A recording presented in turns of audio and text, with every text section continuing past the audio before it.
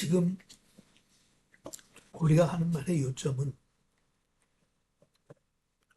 이러한 대제사장이 우리에게 있다는 것이라. 그는 하늘에서 지극히 크신 이의 보좌 우편에 앉으셨으니 성소와 참 장막에서 섬기는 이시라. 이 장막은 주께서 세우신 것이요 사람이 세운 것이 아니냐. 대제사장마다 예물과 제사드림을 위하여 세운 자니 그러므로 그도 무엇인가 드릴 것이 있어야 할지니라. 예수께서 만일 땅에 계셨더라면 제사장이 되지 아니하셨을 것이니 이는 율법을 따라 예물을 드리는 제사장이 있습니다. 그들이 섬기는 것은 하늘에 있는 것의 모형과 그림자라. 모세가 장막을 지으려 할 때 지시하심을 얻은 것 같으니 이르시되 산과 모든 것을 산에서 내게 보이던 본을 따라 지으라 하셨느니라.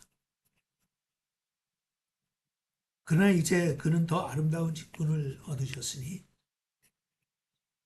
그는 더 좋은 약속으로 세우신 더 좋은 언약의 중보자시라.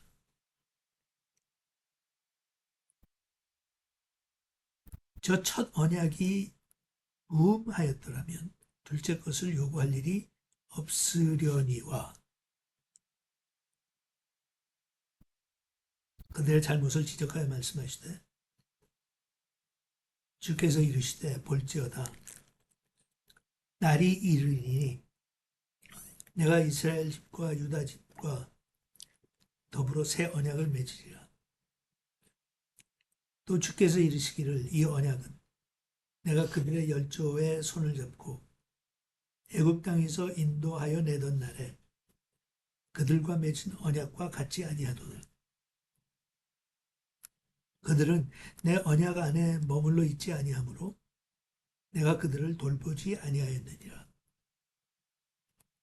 또 주께서 이르시되 그날 후에 내가 이스라엘 집과 맺을 언약은 이것이니 내 법을 그들의 생각에 두고 그들의 마음에 이것을 기록하리라. 나는 그들에게 하나님이 되고 그들은 내게 백성이 되리라. 지금 계속해서 아직도 비교하는 거죠. 구약에서 주신 하나님의 율법과 또 예수를 통해서 주신 신약에서 약속하신 은혜와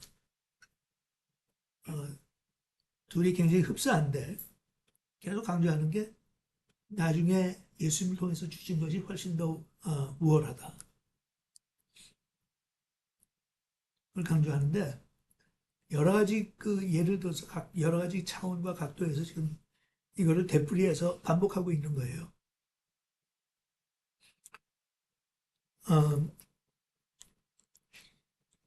1절 시작하면서 지금 우리가 하는 말의 요점은 우리가 뭐 흔히 들을 수 있을 만한 표현인데 우리가 책을 읽든지 뭘 하든지 요점을 알아야 되잖아요. 요점을 파악해야 된다. 그래야 내용을 파악하는데 오해 없이 파악을 할 수가 있어요. 주변에 있는 다른 것들을 이해를 하지만 요점을 파악을 못하면 왜 그 주변에 있는 말들을 내가 알아야 되는지 필요한지 알 수가 없어. 근데 이게 지금 여기서 히브리서 기자가 이게 설명을 쭉 하면 여기에 요점이 있다는 거야. 영어로 메인 포인트라고 했어요. 여기서 메인 포인트. 지금 이런저런 얘기 많이 하지만 메인 포인트가 있다. 근데 너무 이건 너무 확장해서 해석하는지 몰라도 우리 개인의 신앙생활 또 우리 소위 그 지구에 있는 교회들의 모습을 볼 때 상당히 핵심을 벗어난 때가 많아요. 뭐 열을 내고 강조를 하는데 보면 나중에 보면 그게 요점이 아니야. 그렇게 얘기하는 게 틀렸다는 것도 아니고, 어, 그렇게 중요하지 않다는 것도 아니지만, 근데 요점은 아니야. 그러니까 교회와 복음의 요점이 뭐냐? 요점이. 근데 우리는 그 요점을 파악하고 그 요점을 지키려고 하는 것보다는 엉뚱한 데서 정신을 잃어가지고 딴 걸 막 떠들고 우리는 신경을 쓸 때가 많아요. 근데 그게 인간의 약점인 것 같아. 뭘 집중하는 게 우리는 굉장히 힘들잖아요. 어? 근데 계속 핵심으로 돌아가야 된다고. 계속해서 요점으로 돌아가야 돼요. 내가 예수를 어떻게 믿게 됐지? 내가 왜 예수를 왜 믿는 거지? 내가 이 땅에서 아직 예수를 믿는데 살아있는 것은 무엇을 위한 거지? 자꾸 이쪽으로 가야 되는데 그걸 안 가고 그냥 주변 말에 있는 것들 신경을 쓰기 시작하면 엉뚱한데 나는 정신을 팔고 있단 말이에요.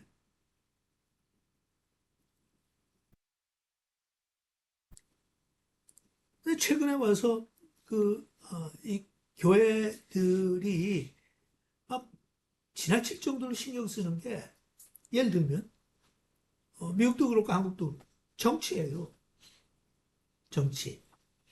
응? 성경에 보면 정치에 대해서 어, 언급이 전혀 없는 건 아니야. 근데 그냥 지나가는 소리예요. 그 왕도 하나님께서 세우신 거고 우리를 얘기하면 정부나 대통령이나 이것도 다 하나님이 세우신 건데 그것을 무시하지 말고 지혜롭게 그냥 잘 어울려 살아라. 그거지 뭐 집중하라는 소리가 나오는 게 없거든. 정치를. 근데 뭐 최근에 와서 보면 이건 완전히 정치판 속에 들어가서 그러니까 개인들도 그래. 개인들도 내가 신앙생활의 요점이 뭔지, 핵심이 뭔지를 자꾸 잊어버리고, 아니, 어떨 때는 그걸 배우지도 않았어. 가르치는 사람이 없으니까. 그러니까 계속해서 엉뚱한데 그냥 열심을 내고 하는데, 그거는 부수적인 것이 핵심이 아니란 말이에요. 그러니까, 어, 사실, 어, 이 한국교회가 한동안 굉장히 자랑스럽게 생각하고, 뭐, 다른 지구상에 있는 다른 나라, 다른 교회들한테 우리는 이거는 하나 잘한다 그랬던 게 뭔가 하면 통성기도가 그 중에 하나거든. 응? 통성기도. 그럼 다른 나라의 교인들도 한국 교회에 와가지고 통성기도 하는 걸 보면 뭔가 또 가슴에 와서 닿는 게 있어. 어? 막 한꺼번에 같이 그냥 합심해서 기도를 하니까. 근데 합심해서 기도하는 게 기도 생활의 핵심이 아니거든. 그럴 필요가 있을 때도 있지만 사실은 더 필요한 거는 우리가 조용히 하나님 앞에 기도하면서 하나님의 말씀에 귀를 기울여야 되고 묵상도 할 줄 알아야 되고 음, 침묵을 지킬 줄도 알아야 되고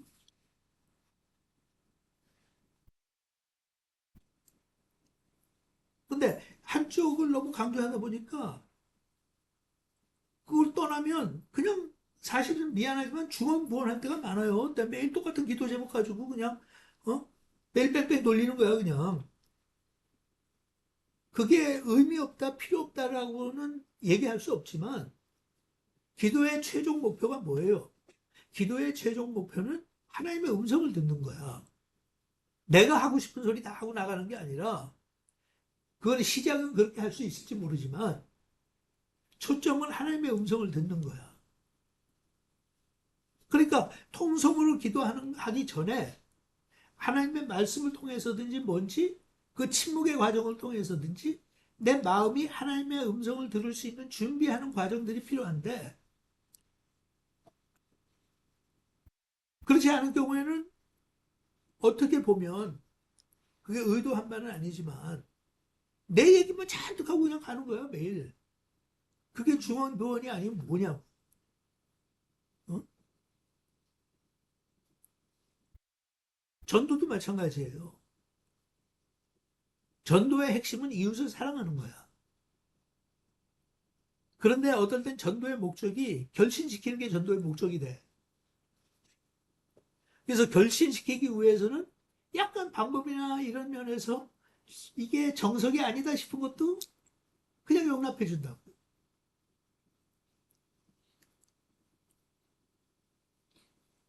내가 복음을 듣고 하나님의 사람으로서 살아가는 것도 마찬가지예요.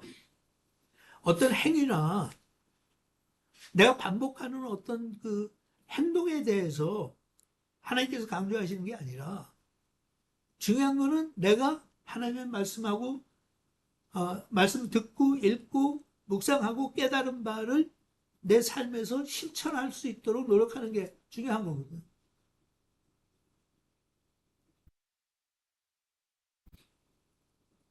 그래서 나는 그것도 이제 이것도 그 성격이 유난해서 그런 것 중에 하나인데 나는 평생 목회하면서 설교하는데 교인들이 아멘 아멘 하는 거 안 좋아해. 그리고 나는 노골적으로 하지 말라고 그래. 어? 뭐냐면 아멘 아멘 하는 건 좋은데 그다음에 뭐에 대해서 아멘 하는지 물어보면 난 모를 것 같아 그 사람들. 어? 그리고 목사들이 유도하잖아. 특히 부흥사들. 끝에 가서 뭐 설교하면서 믿습니다. 믿습니다만 떨어지면 아멘 해야 되는 거거든. 어? 그러니까 아멘을 유도하는데 아멘이 안 나면 하다못해 설교하다 말고 중간중간에 자꾸 할렐루야. 그럼 아멘. 나는 좀 곰곰이 생각을 해보고 아멘을 해야지. 왜냐하면 아멘 했으면 실생활에 돌아가서 그걸 실천할 수 있는 의지가 있어야 되는데 의지는 하나도 없고 돌아서면 잊어버릴 거고 그런데 아멘을 왜 이렇게 해야 되느냐고.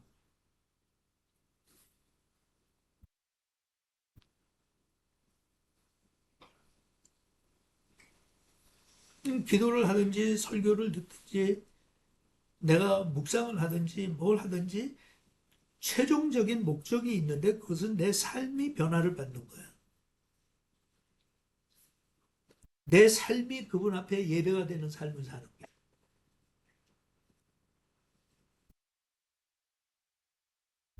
우리가 하는 말의 요점, 우리가 하는 말의 요점. 여러분 개인적으로 생각해요. 예수 믿는다는 것이 나한테 무슨 뜻인가? 그걸 요점을 내가 어떻게 정리를 할까? 응? 어떻게 정리를 할까?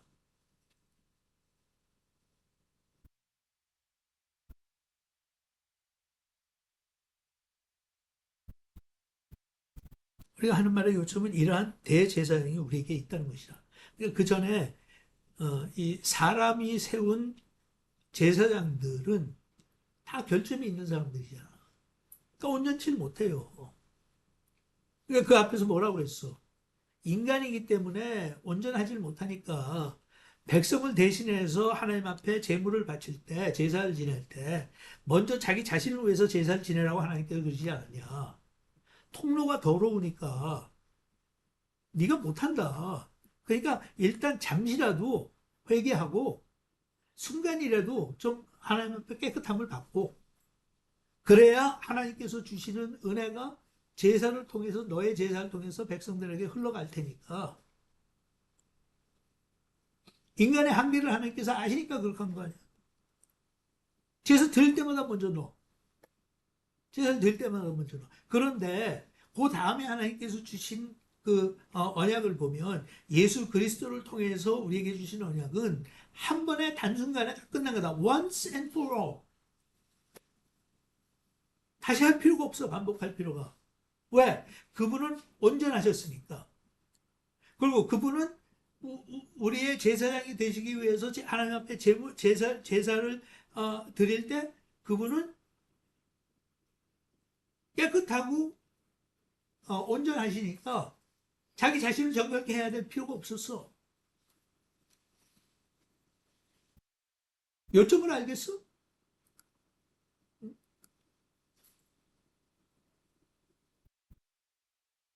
그런 제사장이 우리에게 있다는 것이라. 근데 이 사람들이 몰랐을까요, 사실? 초대교회 교인들이 몰랐었겠냐고. 사도들한테 직접 배웠는데 지식이 부족해서 모르는 건 아니었을 거 아니야. 근데 그 복음을 머리로는 알았지만 살지는 않으니까 복음을 머리로만 알고 살지 않으면 수갑 채우고 하고 똑같다니까. 율법의 사슬에 묶여 있는 거예요.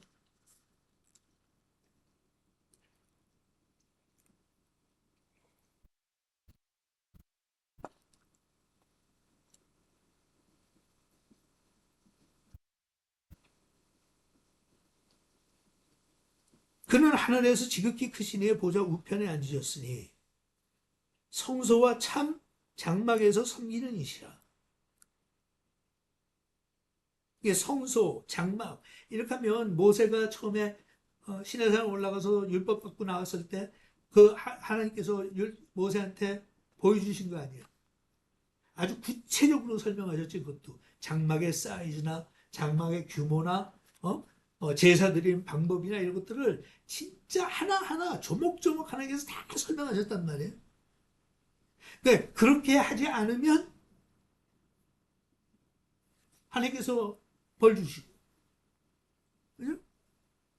아론의 두 아들이 하나님께서 원하시지 않는 제사 바쳤다고 그냥 끝나는 거야. 언약궤를 찾아서 가지고 가면서 다윗이 그걸 예루살렘까지 가지고 가는데 소가 앞에서 그걸 끄는데 소를 만졌다가 가마를 건드렸다가 또 벌 받는 거야.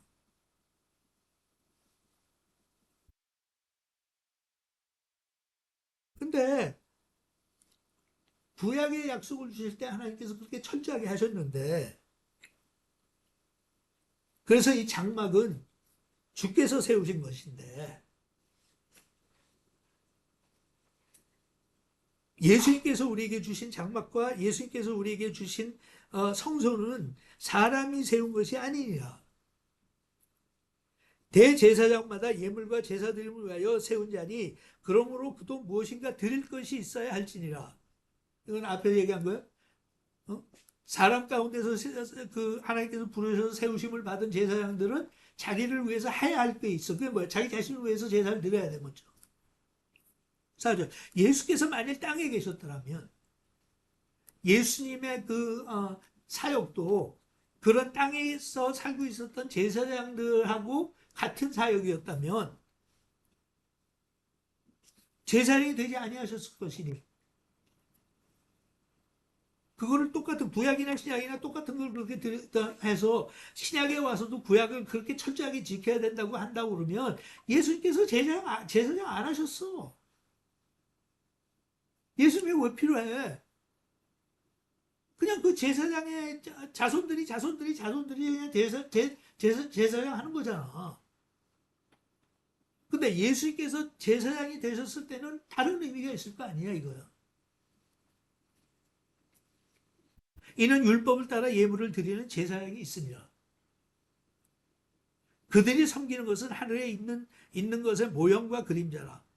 모세가 장막을 지으려 할 때 지시하심을 얻은 것 같으니 이르시되 산과 모든 것을 산에서 내게 보이던 본을 따라 지으라 하셨느니라. 그러니까 우리는 이런 율법 아래서 별로 그렇게 살지는 않았기 때문에 잘 모르는데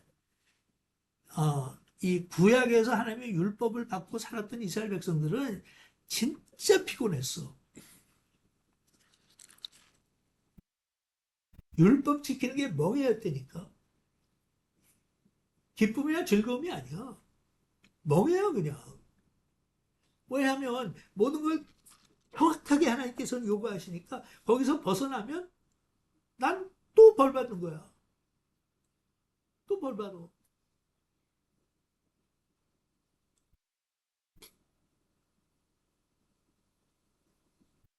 그러면서 여기 그 나오는 게 산과 모든 것을 산에서 내게 보이던 본을 따라 지으라 하셨느니라. 그래서 그들이 섬기는 것은 하늘에 있는 것의 모형과 그림자라. 모세가 장막을 지으려 할 때 지시하신 어느 것 같으니. 그러니까 구약에서 나왔던 모든 것들은 실체는 하나님의 실체는 하늘에 있는데 그거의 하나의 모형이라는 거야. 그거의 하나의 그림자라는 거야. 그림자는 실체가 아니잖아. 모형은 실체가 아니잖아. 이걸 따라하라고. 그러면 하나님의 그 제사장으로서 우리한테 하나님의 자녀가 되는 그 과정을 통해서 우리한테 주신 축복이 우리가 누리는 신령한 삶은 영적 삶의 그 본질은 그전에는 모형과 그림자로만 우리한테 보여주셨던 것을 실제로 우리는 경험하고 체험할 수 있는 축복이 임한 거예요. 구약 아무리 찾아봐요. 구약 찾을 때 하나님의 임재를 통해서 하나님의 나라가 임했다는 소리 하나 봐. 하나님의 그 나라는 앞으로 올 거지. When the day comes, 예언자들이 when the day comes, 하나님의 나라를 세우실 것이다. 하나님께서 왕처럼 다스릴 것이다. 근데 그 전에는 세상 왕들이 너희들 주관한다. 왕 잘못 만나면 굉장히 피곤하다 사는 게 곤비하고 살기 힘들다. 다행히 좋은 왕을 만나면 약간은 너희들이 행복하게 살 수 있다. 근데 그 좋은 왕이라는 거는 별로 없다. 근데 신약에 와서 그게 어떻게 변해요? 예수님이 제사장으로 우리한테 사역을 마치셨을 때는 우리한테 뭐 예수께서 그러셨잖아. 하나님의 나라가 여기 있다 저기 있다 하지 마. 응? 하나님의 나라가 앞으로 올 거라는 소리도 하지 마. 왜? 하나님의 나라는 이미 임했어. 이것도 여러분들이 아마 들은 적은 있는데 기억 못할 가능성이 있어. 구약에서 가지고 있는 그 하나님이 다스리는 나라는 그리고 일반적으로 그때 주변 국가들도 마찬가지였어. 나라가 어딨냐 하면 왕이 계신 곳이 나라야.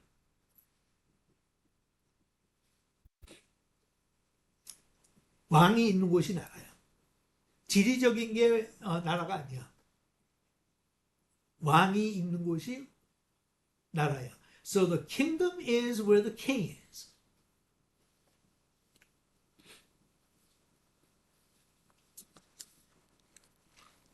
그러니까 그걸 그대로 갖고 오면 하늘나라가 어디 있어? 하나님이 계신 곳이 하늘나라야. 근데 예수님께서 그래서 하신 말씀이야. 여기 있다 저기 있다 하지 말어. I'm here. The king is here. Therefore the kingdom is here. 너희 가운데 있느니라. I'm in the midst of you and there goes the kingdom of God. 그걸 조금 더 확장해서 해석하면 하나님의 나라가 어디 있어? 하나님의 권위를 인정하고 하나님의 말씀을 순종하며 사는 사람들 속에 있다는 거예요. 하지만 이 땅에서 우리가 누리는 그 하나님의 나라 컨셉 자체도 그것도 100% 온전하지 못해. It's not perfect. perfection은 내가 죽고 난 다음에 하늘나라에 딱 들어가는 순간부터 한치의 착오도 없이 하나님의 나라가 완벽하게 임하는데 그러면 우리는 지금 우리가 살고 있는 이 세상과 앞으로 갈 하나님의 나라 중간에 있는데 중간에서는 우리는 어떻게 행동을 해야 되고 어떻게 살아야 되고 그걸 어떻게 누려야 되느냐.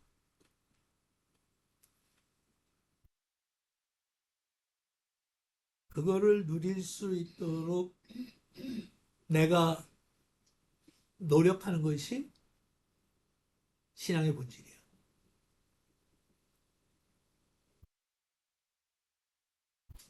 다시 돌아가. 우리의 존재 목적은 뭐야? To know God. To know God.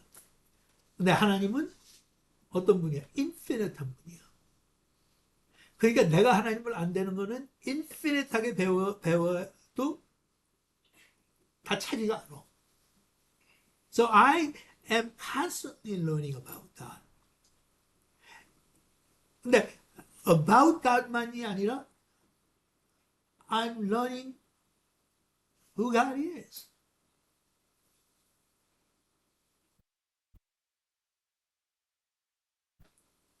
그러면 세상에서 아무리 중요하다고 그러고 세상 사람들이 아무리 필요하다고 그러고 세상 사람들이 아무리 강조하고 내 자신이 그걸 그렇게 생각을 해도 하나님을 아는 지식에 도움이 안 되는 것들은 우리가 당연히 어, 제외해야지. 그래야 요점을 찾을 거 아니야. 근데 불행하게도 그것도 뭐 하나님께서 용납하시니까 그렇게 되겠지.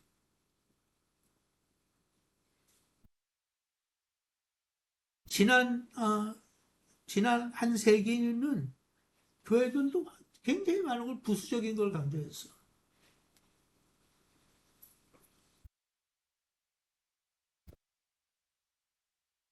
그지?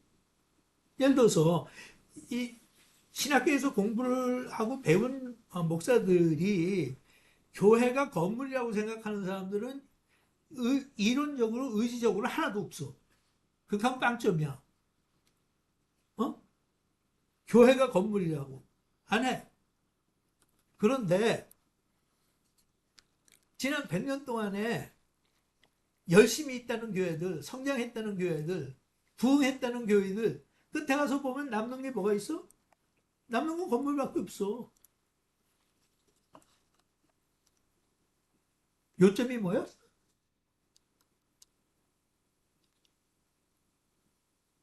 거기다 얼마나 시간과 정성과 이걸 투자를 했는지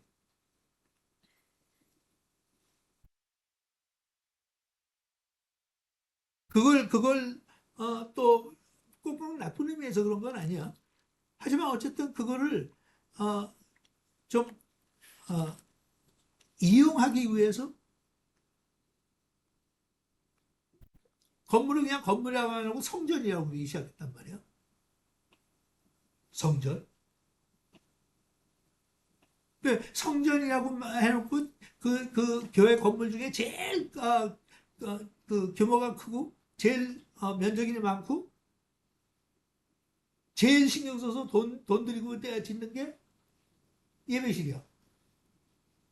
근데 제일 안 쓰는 게 또 예배실이야.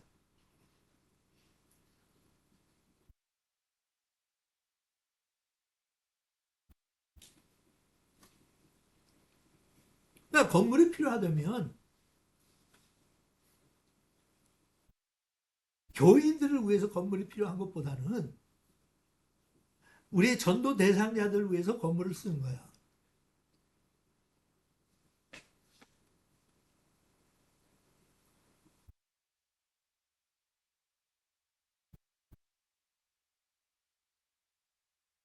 엄격한 의미에서 얘기하면 건물이 있으면 홈레스들이 들어와서 자고 갈 수 있어야 되고 배고픈 사람들이 들어와서 얻어먹고 갈 수 있어야 되고 세상에서 버림받은 아이들이 찾아와서 거할 곳이 있어야 되고 그렇지 않아? 그렇게 하면서 일주일에 한 3시간, 4시간 교인들이 모여서 예배도 드리고 그 건물주가 교인이 아니라 교회가 아니라 하나님이고 근데 도대체 그렇게 생각하는 교회가 이 세상에 1%나 될까?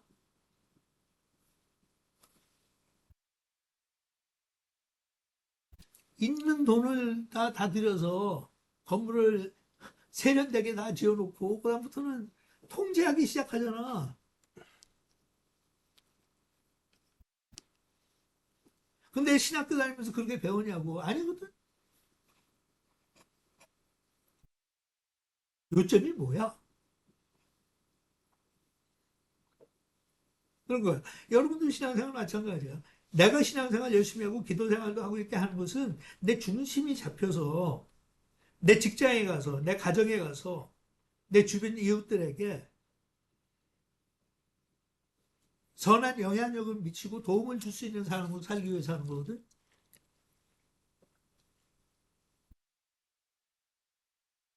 근데 교회 와서는 열심을 내고 뭐 칭찬도 받고 하는지 모르지만 집에 가서 가장으로서 아빠로서 엄마로서 할머니로서 할아버지로서 whatever 자기 책임을 지지 않고 해야 될 도리를 안 한다고 그러면 그럼 바울이 디모데한테 얘기한 것처럼 그렇게 하면 그건 안 믿는 것보다도 못됐다고 그랬어. 어? 안 믿는 것보다도 못됐다. 근데 우린 뻔뻔하게 그렇게 다 하잖아.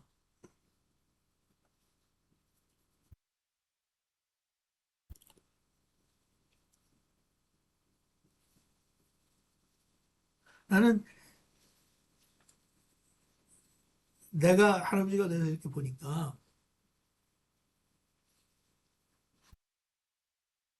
할아버지 할머니로서 또 행복하면서도 고달퍼 사실을 보니까. 응? 근데 자식 키우는 거하고 똑같아. 고달프면서도 행복해. 그런데 그렇다고 해서 뭐 다 나하고 동의를 하면 되는 게 아니라 내가 그런 생각을 하는 게 옳다는 것도 아니야. 하지만 이 노인들에 대한 노인들의 복지나 뭐 이런 거에 대해서 글이 나오고 이렇게 하면 이제 아무래도 눈이 가거든. 내가 관심 있게 읽게 된단 말이야. 그럼 이제 65세 이상 된 사람들한테 충고 주는 게 있어. 나이가 65세가 넘으면 절대로 앞으로 이런 걸 하지 마라 뭐 해가지고 그 중에 하나가 어, 지나치게 손주들 돌봐줄 필요 없다. 하기 싫으면 하지 마라. 그래? 응? 그럼 뭐 애들 키웠으면 됐지. 왜 손자 손녀까지 신경을 써야 되냐. 하고 싶은 사람은 얼마든지 해라. 그런데 하기 싫으면 하지 마라. 그렇게 의무감으로 할 필요 하나도 없다. 그래? 그 이제 요즘은 인터넷은 재밌는 게 글이 하나 올라오든지 뭐 아리글이 하나 올라오면 그 밑에 또 이 댓글. 댓글들이 올라오잖아. 댓글들이 더 재밌거든 나는. 보면. 그럼 이제 너희들이 다 거기 서로가 다 동의해. 그렇다. 하지 마라. 애들 보는 게 얼마나 피곤한데 못하고 지금 이 나이에 애들까지 또 봐주냐. 안 하는 거 괜찮다. 그거 가지고 그렇게 미안해 하지 마라.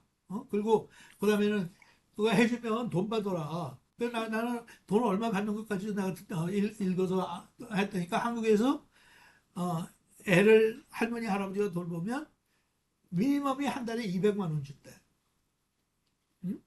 조금 여유 있으면 300만 원은 드려야 된대. 그것도 애 하나일 때.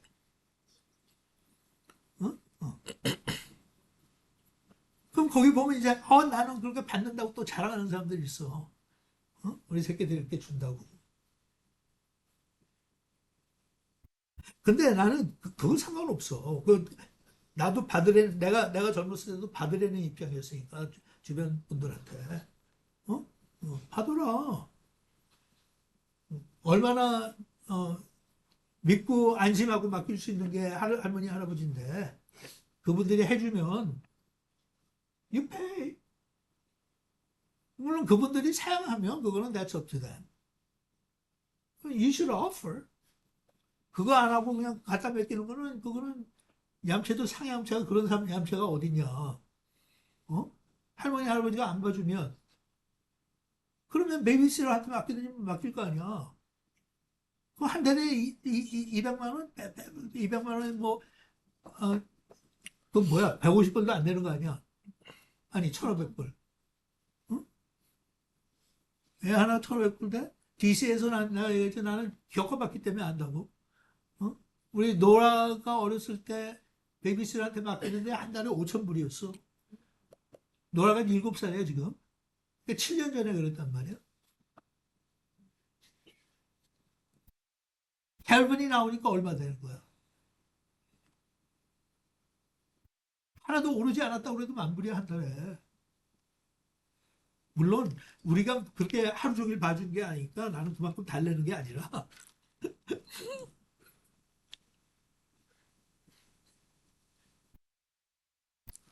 자식들이 약간은 양심이 있어야지. 응? 근데 또 할머니, 할아버지가 원치 않아서 됐어. 나는 그냥 돌봐주는 게 내 기쁨이고 좋다 그러면 뭐 또 꼭 페이할 필요는 없지. 근데 문제는 내가 이 얘기를 왜 하는가 하면 전체적인 사회적인 움직임이 대가를 받으려는 거야. 그래서 내가 볼 때는 저부터 이해는 가. 어? 어. 세상 사는 사람들은 그러겠어. 아니, 60년을 자식 키우느라고 고생하고 뒷바라지하고 교육시키고 결혼하는데 장가 보내고 시집 보내고 다 했는데 그 다음에 또 손자들까지 그것도 신경 써가지고 내가 해? 그럼 내 인생은 나는 뭐 하고 살았지? 무슨 재미야? 그러니까 당연히 나도 누릴 거 있지. 누릴 자격이 있으니까 뭐다로 그 신경 쓰냐고 하기 싫으면 하지만 안 하겠다고 그러고 그냥 누리세요. That makes sense. 난 그게 잘못됐다고 하나도 생각 안 해. 근데 다만 예수를 믿으면 어떻게 될까? 응? 그런 노후마저도 내려놓는 게 성경적이지 않을까? 마지막이라도 나는 즐기고 여행도 좀 다니고 that sounds all good. 어. 하지만 에이 여기까지 사는데 이렇게 살았는데 그까짓 거 뭐 좀 내 재미를 누리고 뭐 여행을 좀 다니는 거 안 다닌다 하더라도 나는 내 자식들 좀 편하게 해주고 손주 손녀들 축복하는 의미에서 나는 내가 애들 봐준다. 이게 내 사명이다. 어? 아까 점심 먹으면서 얘네들하고 얘기하는데 이, 어? 이 저기 크리스틴 어머니가 여호와의 증인 아니야. 그러니까 여호와의 증인인 어머니가 와서 애를 낳을 때마다 약간의 신경 쓰인다는 거야. 어? 왜냐면 교리를 가르칠까 봐. 어? 근데 하지 말라고 그래도 여호와의 증인이 열심히 있잖아. 그러니까 분명히 할 거라는 거야.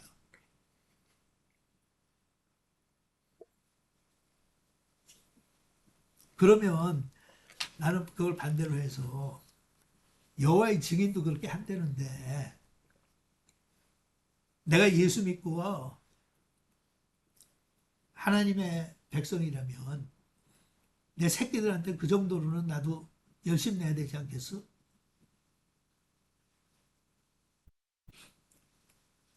데리고 있으면서 기도도 좀 해주고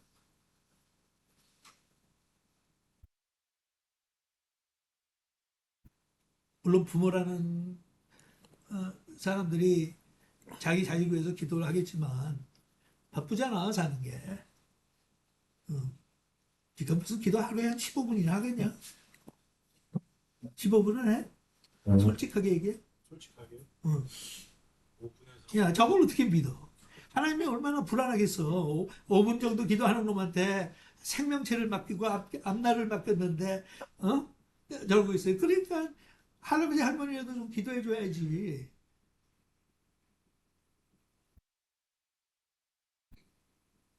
그냥 나는 그런 걸 보면서 나는 워낙 좀 삐딱하니까 그런 걸 보면서 여기서 헤어나질 못하는구나. 근데 세상 사람들은 그럴 수밖에 없다. 죽으면 끝이니까. 억울하지. 억울하지. 그리고 자식들이 다 착하면 얼마나 좋아. 어? 그렇게 해줘 할머니 할아버지한테 와서 고맙다고 그러고 여행도 좀 지네들이 보내주고 이렇게 하면 좋은데 자식들이 그러지도 않고 얄밉게만 굴면 짜증나고 신경질 나는데 그거 어디까지 받아줘야 돼? 난 그걸 왜 받아줘? 나라도 그걸 왜 받아줘? 근데 요점이 뭔데? 요점이 뭔데? 우리는 그런 거 초월하는 사람들이 예수 믿는 사람들 아니야? 이 땅에서 그렇게 끝판에 가서 뭐 노후를 즐긴다고 그래 즐겨봤자 그거는 우리가 조금 있어 그냥 뭐 한 10년 20년만 있으면 다 하늘나라 갈 텐데 거기 가서 즐기는 거에 비하면 이거는 아무것도 아닌데 그까지 그 즐기겠다고 내가 그렇게 이기적으로 살아야 돼 사는 거의 요점이 뭔데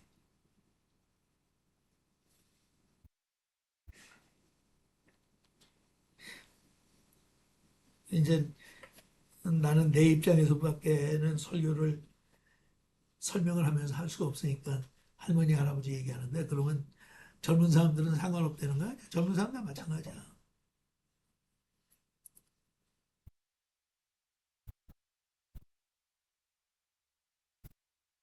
예수님께서 제사장으로 우리를 섬기실 때 손톱만큼이나 이기적인 게 있으셨나? 응? 손톱만큼이나 우리한테 기대하신 것이 있었나? 손톱만큼이라도 우리한테 요구한 게 있으셨나?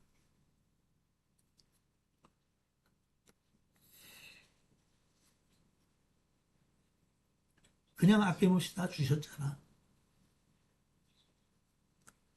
하나의 표현일지 모르지만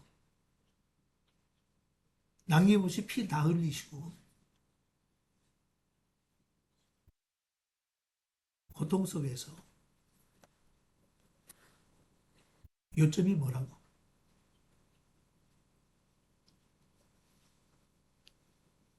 그래서 아직도 어쨌든 사순절 기간이니까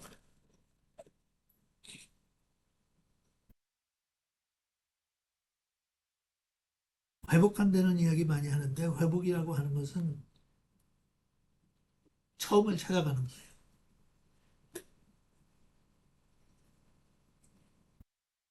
사순절 통해서 내 믿음이 회복된다는 것은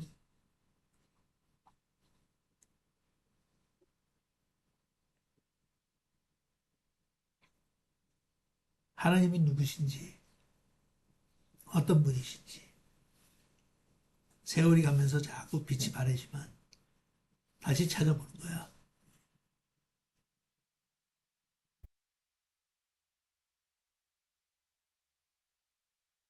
예수 그리스도를 깊이 생각하라.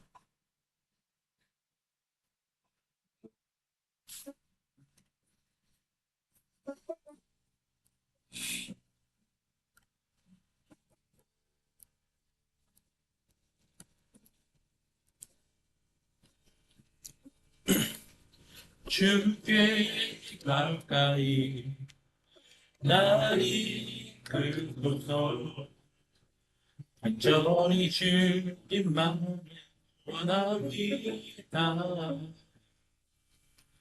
채워 주소서 주의 사랑에 진정한 찬양 드리리도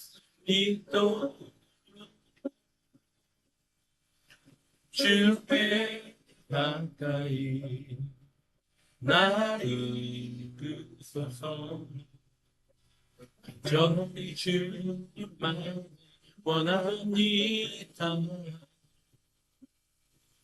채워 주소서 주의 사랑을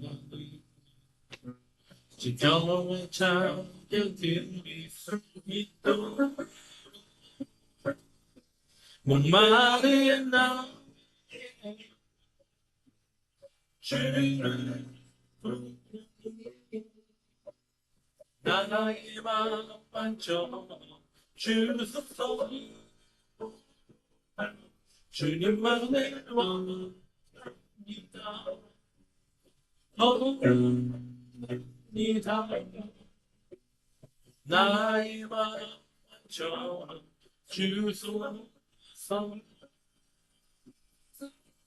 주께 가까이 나를 이끄소서 완전히 주님만 원하니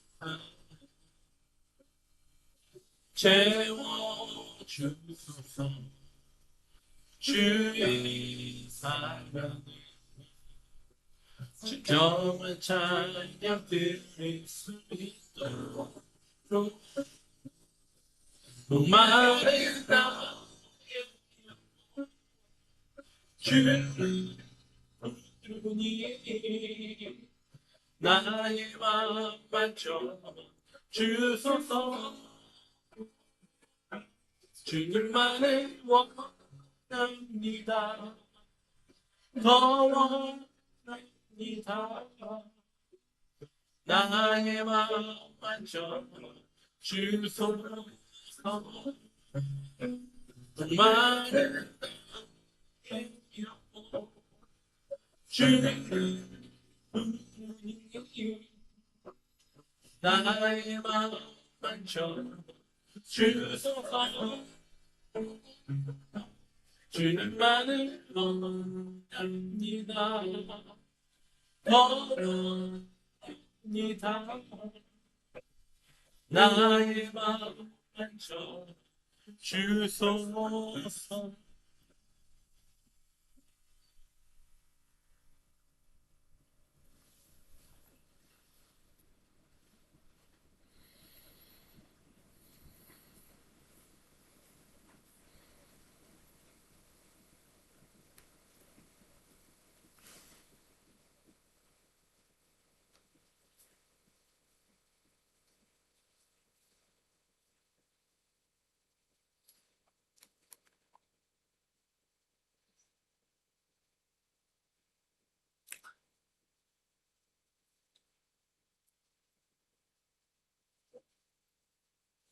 하루도 빠짐없이 복잡하게 돌아가는 세상과 불안한 우리의 마음과 어려운 환경들이 우리의 마음을 흔들어 놓지만 저희는 최선을 다해 주님을 알아가기 원합니다.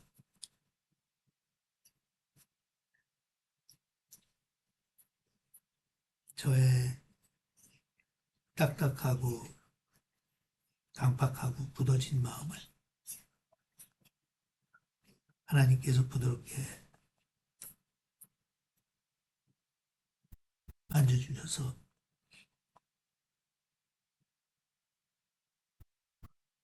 세상에 대해서는 무뎌지고 주님께 대해서는 예민해지는 그런 사람으로 하루 조금씩 변해가도록 도와주시옵소서. 예수님의 이름으로 기도합니다. 아멘.